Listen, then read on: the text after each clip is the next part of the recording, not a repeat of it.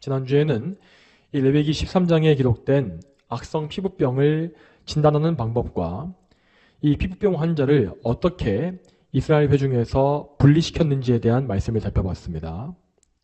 자, 이 레위기의 정결법에서 말씀하는 이 나병이라는 것은 우리가 보통 알고 있는 이 피부가 괴사하는 문둥병, 한센시병이 아니라고 했습니다.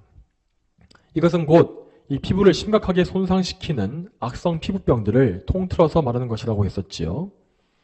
그러므로 이 오늘 본문에서 이 레위기 14장에서 말씀하고 있는 나병도 마찬가지로 이 모든 악성 피부병을 통틀어 말하는 것이라는 사실을 먼저 기억하시면서 말씀을 들으시기 바랍니다. 자, 오늘 본문은 이 나병 환자의 병이 완치되었을 때에 그를 다시 이스라엘 회중 가운데로 복귀시키는 정결법을 말씀하고 있습니다. 나병 환자는 병의 진단과 동시에 이스라엘 회중에서 추방당했고, 그래서 이스라엘 진영 바깥에서 따로 그들끼리 모여서 살아야 했습니다. 이렇게 회중에서 추방당하는 것은 그가 가진 모든 인간관계를 상실하는 것이므로 먼저는 사회적으로 죽는 것이었고, 또한 하나님과의 언약관계에서 끊어지는 것이었기 때문에 영적으로도 사망하는 것이었습니다. 이렇게 나병 환자는 사실상 죽은 사람과 같은 취급을 받았기 때문에, 그래서 그가 나중에 병에서 회복되었을 때에는 반드시 그를 모든 면에서 회복시켜주고 살려주는 확실한 절차가 필요했던 것입니다.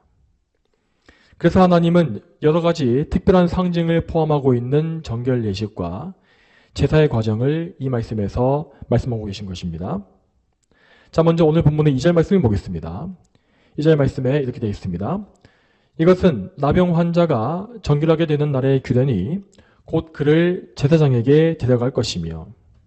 자, 최초의 나병의 진단을 제사장이 했던 것처럼 나병의 완치 여부도 제사장에 의해서만 판단될 수 있었습니다. 자, 진단을 받을 때의 환자는 이때의 환자는 아직까지 율법적으로 정결해진 상태가 아니었기 때문에 아직은 이스라엘의 진영 안으로 들어올 수가 없었습니다. 그래서 이 경우에는 환자는 그대로 진 밖에 남아있고 제사장이 그에게로 나아가서 환부를 살펴봐야만 했습니다. 그리고 제사장이 환자를 살펴봤을 때에 그의 이 아픈 부분, 환부가 다 나았다면 그때부터 그 사람은 하나님이 정하신 바 정결 예식을 거쳐야 했습니다. 자, 의학적인 관점에서는 그는 이미 병이 다 나은 사람이었지만은 하나님과의 관계라는 측면에 있어서는 언약 관계의 회복이 반드시 필요했던 것입니다. 자, 이 정결 의식은 크게 1부와 2부 순서로 나눠져 있습니다. 자, 첫 번째 1부 정결 예식은 오늘 본문 2절부터 9절까지에 나와 있고, 또 그리고 이어지는 두 번째 정결 의식은 10절부터 32절까지 나와 있습니다. 자, 특히 2부 순서에 해당하는 정결 제사의 경우에는 이 환자의 이 경제적인 형편에 따라서 각기 다른 예물을 바치게 되어 있었습니다. 자, 먼저 1차, 1부 정결 예식을 보게 되면 그 예식 안에는 예수 그리스도께서 이루신 구속의 은혜에 대한 상징들이 가득 들어있는 것을 볼 수 있습니다. 자, 여기에는 이 죄인을 대신하신 그리스도의 죽으심이 나와 있고, 그리스도의 보혈과 그리고 죄인이 죄에서 자유를 얻고 영원한 생명을 얻는 것, 이런 모든 것들이 여기에 담겨 있습니다. 여러분, 이처럼 이 성경에서 이 병자들이 고침받는 사건은 죄인이 죄를 용서받고 거룩해지는 사건으로 비유되곤 합니다. 물론 모든 병에 걸린 사람이 다 자기의 죄 때문에 형벌로서 병에 걸린 것은 아닙니다. 그렇지만 이 육체의 질병이라는 것은 분명 인간의 죄, 아담의 죄에서 비롯된 것이기 때문에 병에 걸린 사람은 우선적으로 자기의 모든 죄를 다 회개하고 그리스도를 붙잡아야 하는 것이죠. 여러분, 이러한 원리는 예수님께서 병자들을 고쳐주신 사건에서도 잘 볼 수 있습니다. 예수님은 이 병자들이 그분께 나올 때에 자, 그들에게 네 병이 나았다라고 하신 것이 아니라 먼저 너의 죄가 용서되었다라고 하시는 것을 볼 수 있습니다. 그때 그 병자들은 자신의 질병으로 인해서 예수 그리스도를 믿음으로 나왔던 것입니다. 그들은 질병 때문에 마음이 낮춰지고 겸손해졌으며 하나님 앞에 자신의 죄인됨을 알게 된 것이죠. 그래서 그들은 예수님으로부터 병의 치료만을 원한 것이 아니라 죄에서의 구원까지 바라게 된 것입니다. 그러므로 예수님은 그들의 믿음을 보시고 먼저 그들에게 죄사함과 구원을 선포해 주셨으며, 자, 그리고 동시에 그들의 질병 역시 치료해 주신 것입니다. 자, 오늘 본문에 나와 있는 나병 환자들 역시 이러한 믿음을 가져야 했습니다. 그들은 일전에 자기의 질병으로 인하여서 하나님 앞에서 쫓겨났지만 오히려 그 상황 속에서도 절망하지 말고 하나님의 은혜를 구해야 했습니다. 자, 구약성경 요나서 2장 4절 말씀에는, 자, 거기서 요나는 물고기 뱃속에서 이렇게 기도하고 있습니다. 요나서 2장 4절 말씀에 내가 말하기를 내가 주님 앞에서 쫓겨났을지라도 주님의 성전을 다시 바라볼 것이다 하였습니다 라고 되어 있습니다. 자, 구약의 나병 환자들이 가져야 했던 믿음과 소망이 바로 이 요나서의 말씀에 담겨 있는 것입니다. 그들은 하나님께서 자신에게 이 병을 허락하신 섭리가 무엇인지를 생각하고 먼저 자기의 죄를 회개하며 다시금 하나님께서 은혜를 베푸셔서 자신과의 관계를 회복시켜 주시기를 간구해야 했습니다. 이렇게 하나님의 은혜를 전적으로 의지하는 자들에게 하나님은 죄의 용서와 병 고침의 은혜를 주신 것입니다. 자, 그러므로 우리는 이 정결 예식의 말씀에서 그리스도께서 이루신 구속의 상징들을 발견할 수 있어야 할 것입니다. 자, 이 상징들은 먼저 4가지의 준비물들을 통해서 나타납니다. 자, 1차 정결 예식의 준비물은 이 정결한 새 2마리와 백향목 조각과 홍색 실과 우슬초라고 되어 있습니다. 자, 여기서 먼저 이 정결한 새 2마리는 아마도 산비둘기 2마리인 것으로 보입니다. 이 비둘기 중에 한 마리는 잡아서 피를 흘리게 되어 있었고 나머지 한 마리는 정결 예식이 끝난 이후에 들판에 놓아주었습니다. 자, 여기서 먼저 죽임당한 비둘기는 곧 죄인들의 죄를 담당하시고 피 흘려 죽으신 예수 그리스도를 예표하는 것입니다.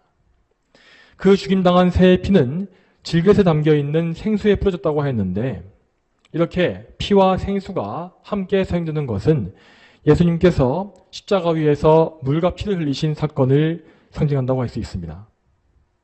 한편 여기 담겨있는 생수라는 것은 히브리어 원어에서 살아있는 물이라는 뜻입니다. 이것은 곧 어딘가에 고여있는 물이 아니라 이 흐르고 있는 물을 말하는 것인데 이 살아있는 물은 곧 우리에게 생수가 되어주시는 예수 그리스도를 상징하는 것이라고 할 수 있습니다. 다음으로 본문의 6절 말씀을 보겠습니다. 6절 말씀이 이렇게 되어 있습니다. 살아있는 새는 제사장이 그 새와 백향목과 홍색 실과 우수초와 함께 가져다가 생수 위에서 잡은 새의 피에 찍어서. 자, 이 구절은 분명히 이 살아있는 새와 백향목 조각과 그리고 우슬초를 한데 모아서 홍색 실로 묶은 이후에 이 새의 피에 찍는 것을 말하는 것입니다. 이 말씀에 나와 있는 백향목은 레바논의 산지에서 나오는 아주 훌륭한 목재입니다. 이 백향목은 길고 곧게 자라며 또 향기가 좋고 목질이 단단하다고 합니다. 특히 이 나무는 벌레가 잘 먹지 않고 잘 썩지 않는 특징이 있기 때문에 그래서 오래 보존할 수 있죠.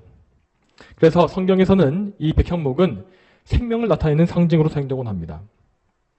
그러므로 백향목에 피를 찍어서 나병 환자에 뿌린다는 이것은 죄인이 예수 그리스도의 보혈을 통하여서 새로운 생명을 얻는다는 사실을 보여주는 것입니다. 그리고 또 이어서 우슬초는 백향목과 다르게 귀한 식물이 아니라 아주 흔하게 볼 수 있는 이 담쟁이 넝쿨 같은 식물입니다. 이 식물은 박하향과 비슷한 향기로운 냄새가 나기 때문에 1차적으로 나병 환자에게서 나는 불쾌한 냄새가 제거되었음을 상징합니다. 또한 성경에서 우슬초는 6월절 어린 양의 피를 찍어 뿌리는 데 사용된 식물이지 않습니까?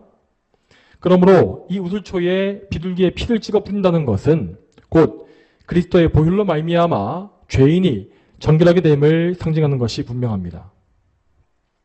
자, 다음으로 7절을 보겠습니다. 자, 7절 말씀에 이렇게 되어 있습니다.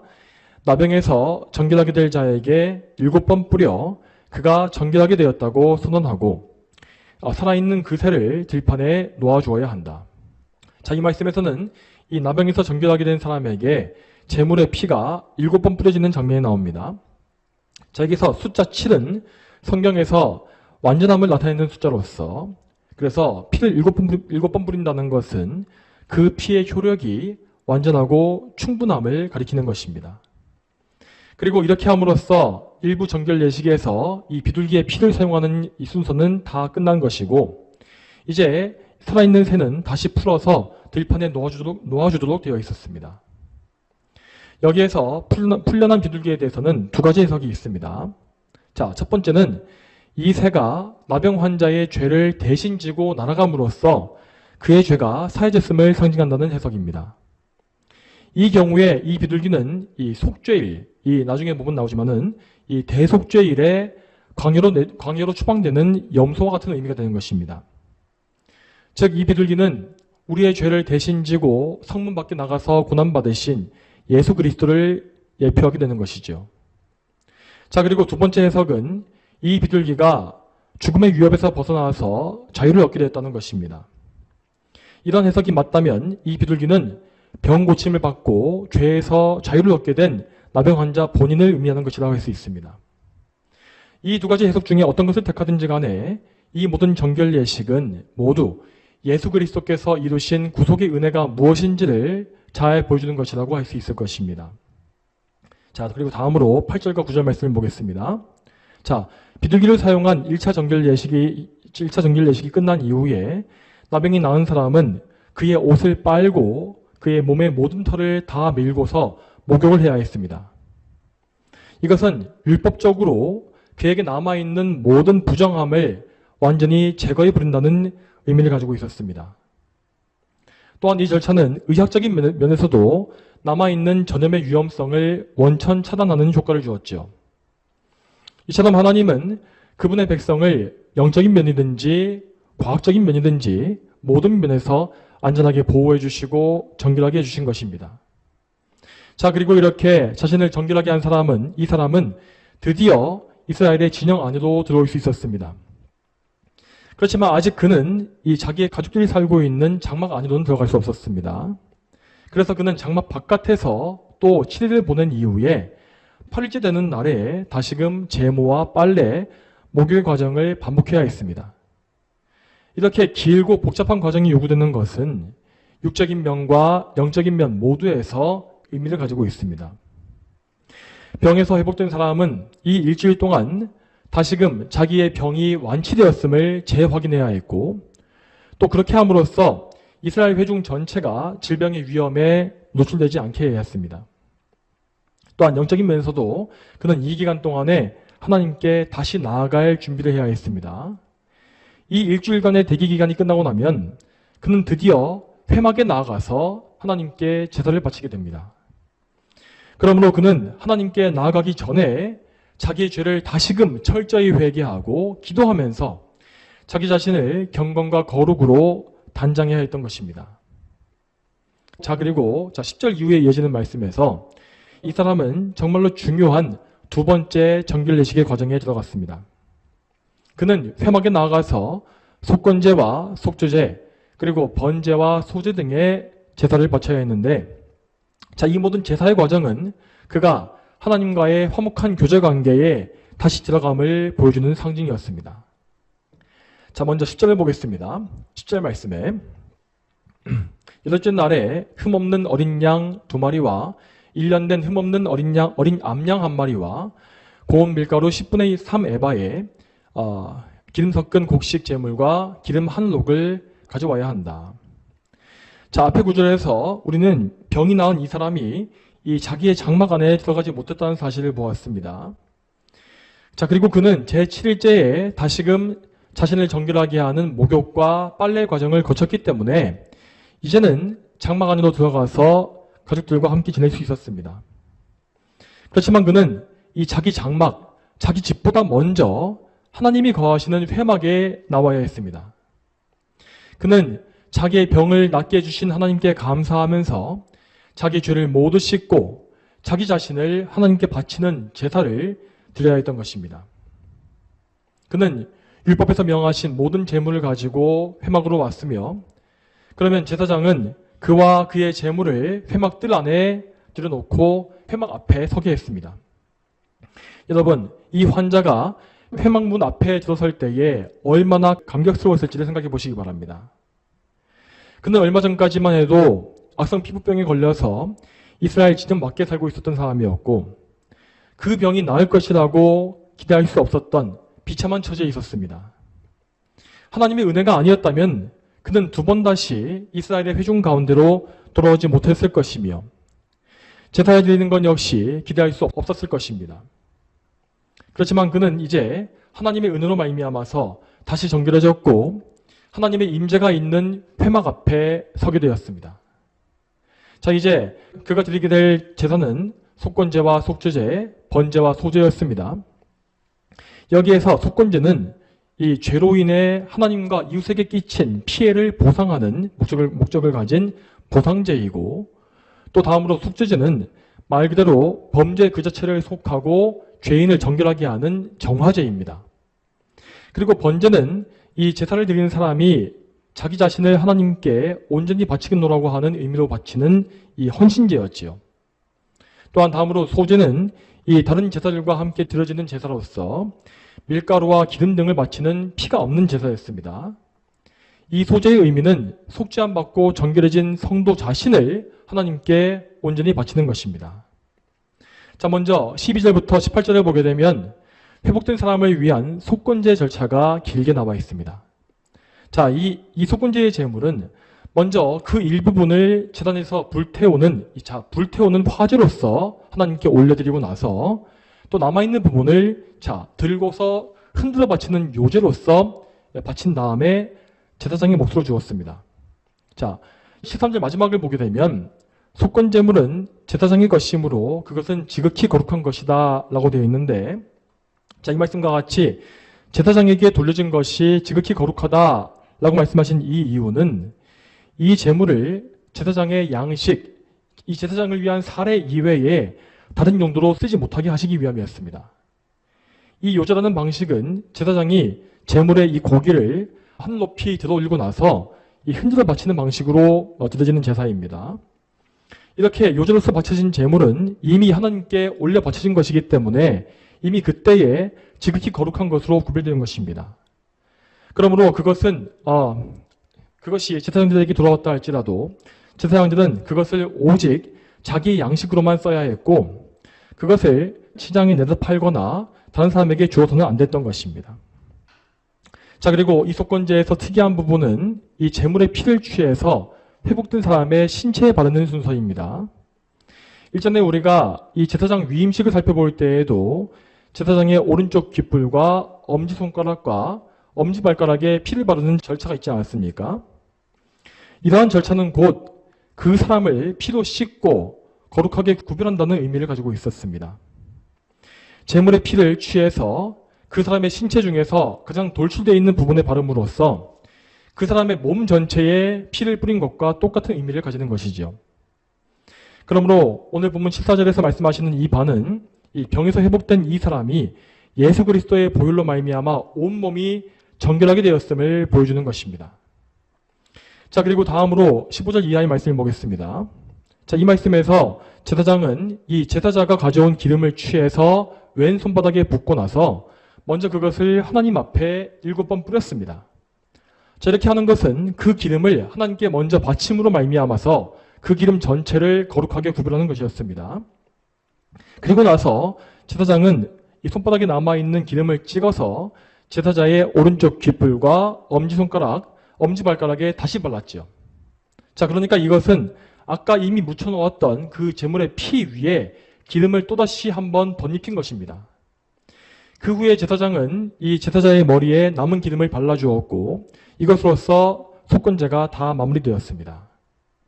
자, 여러분도 아시는 바와 같이 성경에서 이 기름이라는 것은 곧 성령님을 가리키는 상징이지 않습니까? 그러면 이 말씀에서 이 귓불과 엄지손가락과 엄지발가락의 피 위에 기름을 덧입히는 것이 무슨 의미겠습니까? 그것은 곧 그리스도의 보혈로 말미암아 죄 씻음 받은 사람에게 성령님의 기름 부음이 임한 것을 가리킵니다. 누구든지 예수 그리스도를 믿고 죄 사함 받은 사람은 성령님의 내주하심이라는 놀라운 은혜를 입게 됩니다. 또한 18절에서 기름을 머리에 바르는 것은 그 사람의 온 몸과 전 인격을 성령께서 거룩하게 하심을 의미하는 것입니다.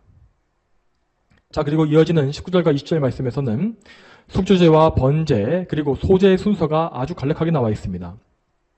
병에서 나은 사람은 이 모든 제사를 통해서 자기 죄를 씻으시는 메시아 예수 그리스도를 바라보았고, 또한 그 메시아를 통해서 자기 자신을 하나님께 바치는 이 믿음의 제사를 다시금 드린 것입니다. 자, 그리고 그 다음에 마지막으로 이어지는 21절부터 32절까지 말씀은요, 이것은 이 경제적으로 형편이 어려운 나병 환자들에게 주어진 재물 규정을 말씀하고 있습니다. 하나님은 가난한 병자들을 위해서 이 재물에 드는 비용을 경감시켜 주셨고, 그래서 경제적인 형편에 관계없이 모든 사람들이 하나님 앞에 회복될 수 있는 은혜를 주신 것입니다. 자, 여러분, 그러면 오늘 본문에서 우리가 좀 더 자세히 살펴봐야 될 부분이 무엇이겠습니까? 오늘 본문을 잘 보게 되면 특이하게도 모든 제사의 종류 중에서 특히 속건제가 가장 많이 언급되고 우선시되는 것을 볼 수 있습니다. 이렇게 속건제가 강조된 이유는 첫 번째로 나병 환자를 무조건 죄인으로 취급하는 것을 막기 위함입니다. 만일 나병 환자에 대해서 이 나병 환자에 대한 정결 제사에서 속죄제가 속건제보다 더 강조되었다면은, 자, 그들이 자기 죄 때문에 저주를 받았다는 편견이 더 강해졌을 것이 분명하기 때문입니다. 물론 구약 성경에서 악성 피부병, 이 나병은 분명히 이 죄에 대한 심판으로 많이 언급되는 것이 사실입니다. 그렇지만 모든 나병 환자가 다 죄 때문에 저주를 받은 것이라고 간주하는 것은 잘못된 일이었습니다. 이것은 이 오늘날의 현상들과 마찬가지입니다. 오늘날에도 하나님은 개인의 죄에 대해서 병이나 죽음으로 이 형벌을 내리시는 경우가 분명히 있습니다. 그렇지만 모든 병에 걸린 사람이 다 자기 죄에 대한 직접적인 형벌로서 그 병을 얻은 것은 절대 아닙니다. 하나님께서는 죄의 형벌로서가 아니라 할지라도 사람을 연단하시고 하나님께로 더욱더 거룩하게 구별하시기 위한 목적을 통해서도 질병을 사용하실 때가 있습니다. 실제로 우리 예수님께서는 날 때부터 맹인이었던 한 사람에 대해서 이렇게 말씀하신 바 있습니다. 요한복음 9장 1절부터 3절까지 말씀에 예수께서 지나가시다가 날 때부터 맹인인 한 사람을 보셨다. 그분의 제자들이 그분께 여쭈어 말하였다. 라삐님, 이 사람이 맹인으로 태어난 것이 누구의 죄 때문입니까? 이 사람입니까? 아니면 그의 부모입니까? 예수께서 대답하셨다.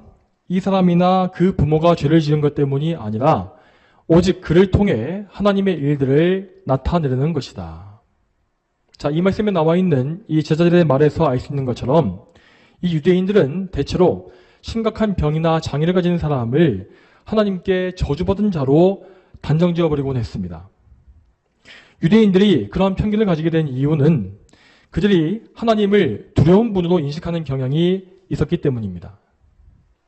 자, 구약의 시대적 배경상 유대인들은 우리와 같이 하나님을 친근하고 사랑이 많으신 분으로 알기보다 진노하시는 하나님, 두려운 심판자로 더 많이 보았던 것입니다.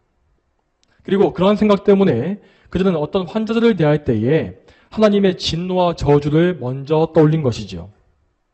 자, 그렇지만 하나님은 이러한 오류를 막으시기 위해서 이 나병 환자의 정결 예식에서 속죄제보다 속건제를 더 강조하신 것입니다. 자, 그러면 다음으로 이 나병 환자에 대해서 하나님께서 굳이 속건제를 요구하신 이유가 무엇이겠습니까? 자, 다시 말씀드리지만 속건제는 죄로 인하여서 하나님과 이웃에게 끼친 손해를 보상하는 보상제라고 하였습니다. 그러면 나병 환자는 그의 병으로 인하여서 누구에게 어떤 손해를 끼친 것입니까? 이것은 학자들에 따라서 의견이 서로 갈리고 있습니다. 자, 첫 번째 의견은 나병에 걸린 동안 이스라엘 회중을 위해서 봉사하지 못한 그것을 보상하는 의미라는 주장이 있습니다. 그리고 또 다른 학자는 나병에 걸린 동안에 하나님께 제사를 드리지 못하고 11조를 바치지 못한 것을 보상하는 의미라고 해석하기도 합니다.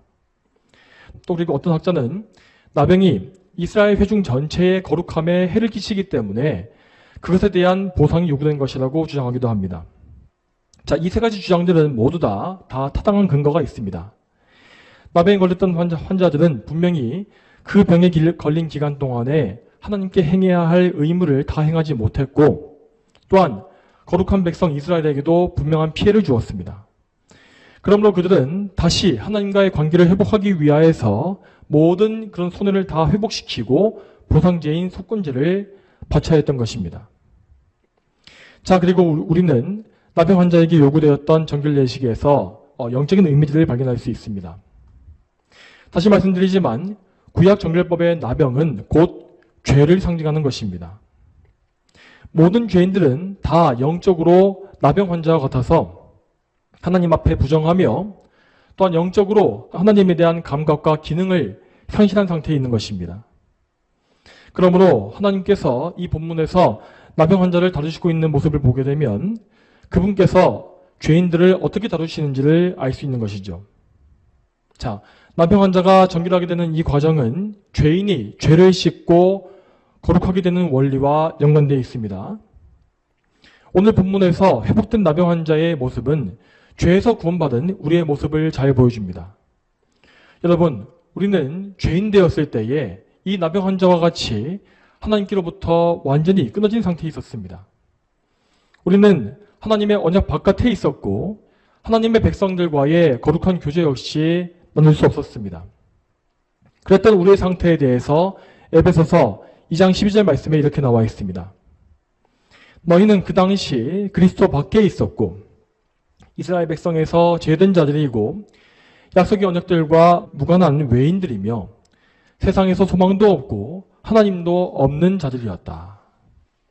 여러분, 그렇지만 이렇게 언약과 무관한 이방인이었던 우리에게 우리 주 예수님께서 오심으로 말미암아 우리는 완전한 죄사함과 나음을 입은 것입니다.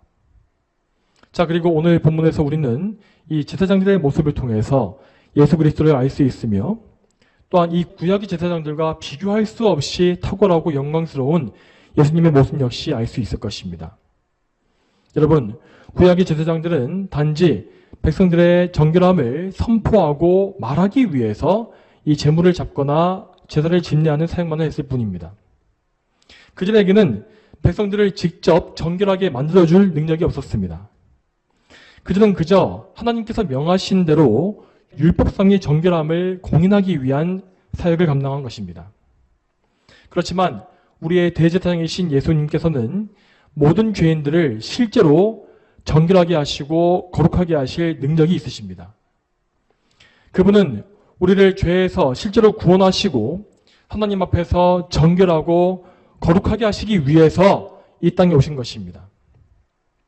또한 예수님은 우리를 정하게 하시기 위해서 어떤 짐승, 비둘기나 양을 잡으신 것이 아니라 흠없는 자기 자신을 희생제물로 직접 내어주셨죠. 구약의 제사장들은 기껏해야 짐승을 잡음으로써 희미한 예수님에 대한 희미한 모형을 보여줬을 뿐입니다.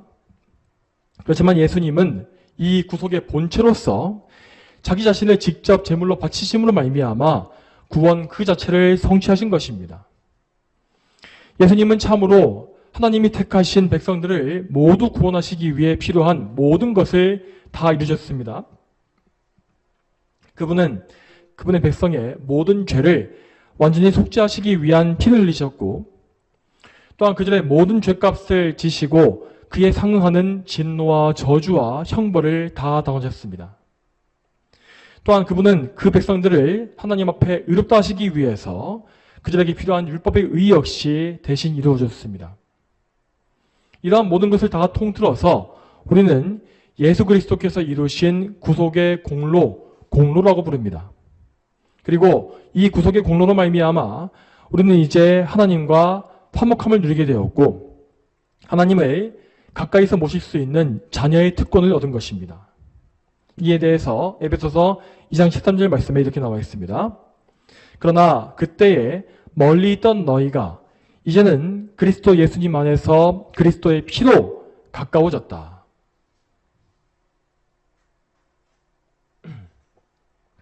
자, 그리고 다음으로 우리는 오늘 본문에서 속건제의 의미에 대해서 좀 더 주목할 수 있어야 합니다. 앞서 본문을 해석하면서 우리는 나병 환자가 속건제를 드려야 하는 이유가 무엇인지를 알게 되었습니다. 그들은 과거에 자기의 질병 때문에 하나님을 섬기지 못하는 처지가 되었었고, 그래서 결과적으로 하나님께 손실을 끼친 것입니다. 여러분, 우리는 여기에서 이 죄가 가진 특성이 무엇인지를 깊이 알아야 합니다. 여러분, 우리가 죄에 빠지게 되면 우리는 일시적으로 하나님과 멀어지게 되며 또한 주님의 몸된 교회를 섬기는 일 역시 실패할 것입니다. 그러므로 그 기간 동안에 우리는 이 죄를 짓는 것이 하나님께 큰 손을 끼치는 것임을 알 수 있어야 하는 것입니다. 여러분, 보통 우리는 죄에 대해서 생각할 때에 우리 자신이, 나 자신이 영적으로 해를 있는 것만을 생각하지 않습니까? 그렇지만 그러한 생각은 하나님의 백성으로서의 정체성이 무엇인지를 잘 모르는 것입니다. 우리가 참으로 구원받은 백성이라면 우리의 삶은 이제 우리 자신의 것이 아닙니다. 우리는 그리스도의 피로 값주고 사셔서 하나님의 소유가 되었기 때문에 우리 자신을 마음대로 더럽힐 권리가 없습니다. 따라서 우리가 죄를 지음으로써 스스로 오염시키는 것은 우리에 대한 하나님의 소유권과 그분의 거룩하심에 대한 심대한 손해를 끼치는 것입니다. 또한 성도가 죄로 더러워지는 것은 그리스도께서 성도를 구속하시기 위해서 행하신 그 모든 사역을 다 무가치하게 만드는 것과 똑같습니다. 이것은 곧 우리를 위해서 자기 목숨을 버리신 그리스도를 모욕하고 그분의 피를 모욕하는 것이기 때문입니다. 그뿐만 아니라 성도의 죄는 그들 안에 내주하시는 성령님을 근심하시게 한다고 하였습니다. 자, 이 사실은 에베소서 4장 30절 말씀에 나와 있는데 그 구절에서 성령의 근심이라고 할 때에 근심이라는 말의 헬라어는 슬픔, 서운함의 의미를 가지고 있다고 합니다. 자, 이 말씀처럼 우리의 죄는 우리를 보호하시고 인도하시는 보혜사 성령님을 슬프시고 서운하게 만드는 것이며 그래서 이 성령님을 가볍게 여기고 무시하는 것과 같은 것입니다. 여러분, 이처럼 죄라는 것은 삼위일체 하나님께서 보시기에 매우 악하고 더러운 것입니다. 우리의 죄는 성부, 성자, 성령, 삼위일체 하나님의 각 위격께 모두 정말 조목조목 손실과 모욕을 안겨드리는 일이기 때문입니다. 따라서 우리는 항상 우리 죄의 문제를 하나님의 관점에서 볼 수 있어야 하고 또한 우리 자신의 주권이 누구에게 있는지를 항상 기억해야 할 것입니다. 고린도전서 6장 19절과 20절 말씀에 이렇게 나와 있습니다. 너희의 몸은 너희가 하나님께로부터 받아 너희 안에 모시고 있는 성령의 전이라는 사실을 알지 못하느냐? 너희는 너희 자신의 것이 아니다. 하나님께서 값을 치르고 너희를 사셨으니 너희의 몸으로 하나님께 영광을 돌려라. 성도 여러분, 우리는 항상 우리 자신의 정체성을 하나님과의 관계 속에서 알 수 있어야 합니다. 내가 하는 모든 말과 행동과 생각과 판단 등에서 그것이 하나님께서 기뻐하시는 것인지 싫어하시는 것인지를 잘 생각해야 하는 것입니다. 이러한 깊은 생각과 의식이 없다면 우리는 계속해서 하나님 앞에 크고 작은 죄를 더 많이 지을 수밖에 없을 것이며 그러면 영적으로 이 나병에 걸린 것과 똑같이 하나님과 정상적인 관계에 있지 못할 것입니다. 그러므로 우리는 항상 하나님의 거룩하심을 먼저 생각하고 우리 자신을 하나님 앞에서 거룩하게 지킬 수 있도록 하나님의 은혜를 구해야 합니다. 우리는 성경에서 말씀하시는 모든 성도의 경건을 지키면서 오직 하나님 앞에 온전하기를 힘써야 하는 것입니다. 만일 우리가 하나님 앞에 죄를 범했다면 우리는 그 죄를 묵혀두지 말고 즉시 그리스도께 가야 합니다. 여러분, 우리가 죄 때문에 하나님께 피해를 입혔다면 그 피해를 어떻게 우리가 보상할 수 있겠습니까? 우리가 천주교인들처럼 고해성사를 하고 보속을 통해서 죄의 보상을 해야 하겠습니까? 절대 그렇지 않습니다.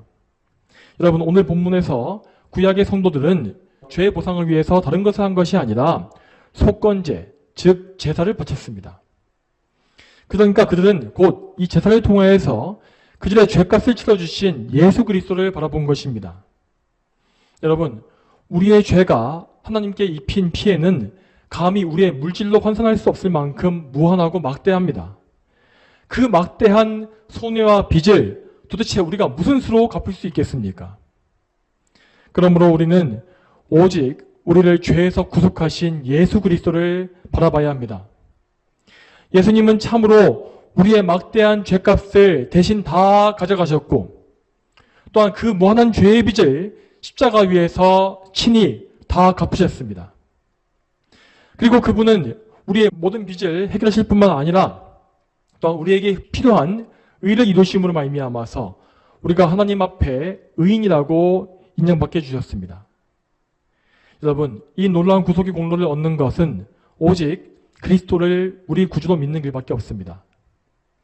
그리스도를 믿는 사람은 그분의 공로를 이미 선물로 받은 것이며 절대 영원히 그 공로를 빼앗기지 않을 것입니다.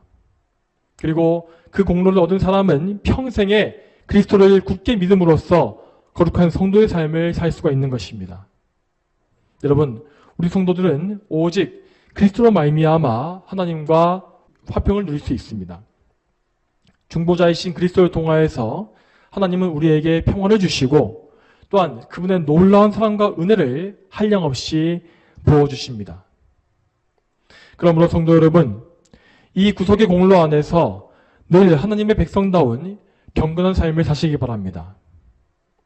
여러분이 옛적에 영적인 나병 환자와 같이 살았던 그 삶으로 다시 회개하지 마십시오. 항상 그리스도 예수님 안에서 하나님을 경외하시고 사랑하시면서 오직 하나님의 영광만을 위해서 사시기 바랍니다. 자, 마지막으로 베드로전서 4장 11절의 말씀을 읽어드리고 말씀을 맺겠습니다. 베드로전서 4장 11절의 말씀입니다. 제가 읽겠습니다. 누구든지 말하려거든 하나님의 말씀처럼 하고 누구든지 섬기려거든 하나님께서 공급하시는 힘으로 하는 것 같이 하여라. 이는 모든 일에 예수 그리스도로 말미암아 하나님께서 영광을 받으시도록 하려는 것이다. 영광과 능력이 영원 무궁히 그분에게 있다. 아멘. 여러분, 이 거룩한 말씀과 같이 우리 모두가 오직 그리스도 예수님으로 말미암아 하나님께 영광 돌리는 거룩한 삶을 살게 되기를 축복합니다. 다 함께 기도하시겠습니다. 하나님 아버지, 오늘도 레위기 14장의 말씀을 통하여서 더러운 죄인이 예수 그리스도의 피로 말미암아 거룩하게 되고 죄 씻음 받으며 하나님께 나아갈 수 있는 방법이 무엇인지를 보게 되었습니다. 하나님, 우리가 항상 우리의 구원자이신 예수님을 바라보게 하시고 예수님께서 우리를 위해서 흘리신 피를 성경의 모든 부분에서 볼 수 있게 해주시길 소망합니다. 참으로 저희가 예수님을 온전히 바라보고 붙잡는 가운데 또한 예수님을 통하여서 하나님과 화목을 누리고 또한 예수님을 통하여서 하나님께 나아가며 하나님을 경외하며 하나님을 영화롭게 하는 그러한 거룩한 성도의 삶을 능히 살 수 있도록 주여 도와주시옵소서. 늘 저희의 삶이 예수 그리스도를 통하여서 하나님의 영광을 위하는 삶, 하나님의 주권을 인정하는 삶, 또한 거룩하신 삼일체 하나님의 중심으로 살 수 있는 그런 삶이 될 수 있도록 인도해 주시길 소망합니다. 감사드리며 예수님의 이름으로 기도 올립니다. 아멘.